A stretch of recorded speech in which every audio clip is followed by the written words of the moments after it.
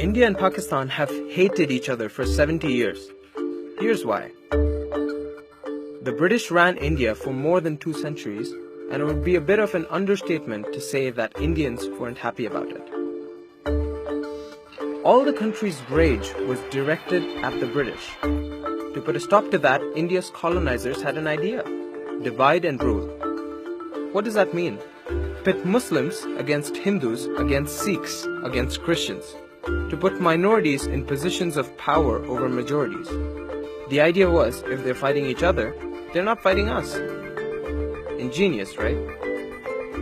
This isn't to say that Indians didn't fight over religion before the British came, but it was the first time that this was a result of policy. Religion became more important than language and ethnicity, and mistrust between religious communities became the norm. It trickled up to Indian politicians like the Muslim League's Muhammad Ali Jinnah, who talked about having a separate Muslim state if the British were to ever leave. Then World War I began. The British promised to leave India if Indians fought for them. They fought, but independence didn't happen. 2 decades later,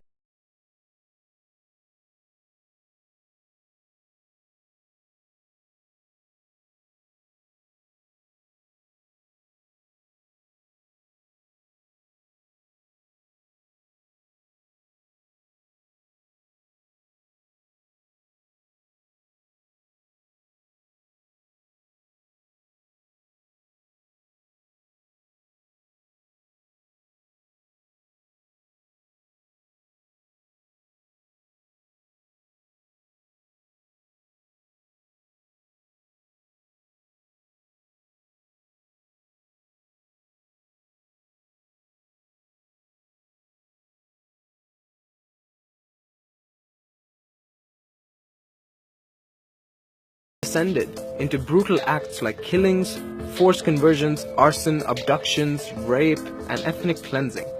It all came to a head in Kolkata in August 1946. 4,000 Hindus were killed in the Great Calcutta Killings. This scared the British, and they promised to leave India in 1948. But their exit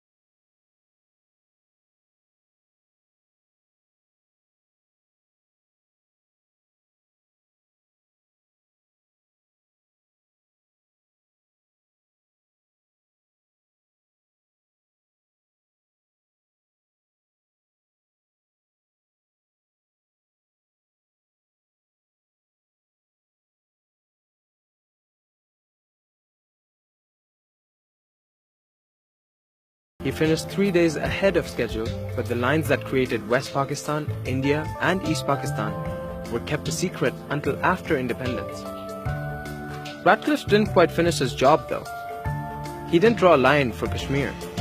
What could possibly go wrong, right? On August 14, Pakistan gained independence. India gained independence the next day. Partition had become a reality.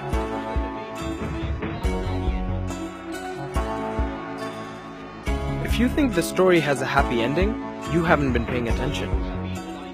Here's the catastrophe that Radcliffe's lines created on the ground. 7 million people moved from India to Pakistan.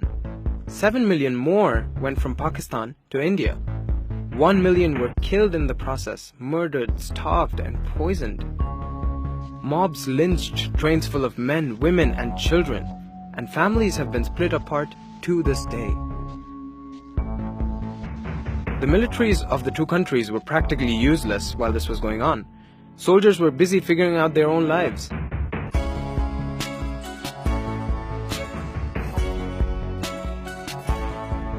The dust from August 1947 has yet to settle. Since then, India and Pakistan have fought 3 wars over Kashmir and 1 over East Pakistan, which eventually became Bangladesh.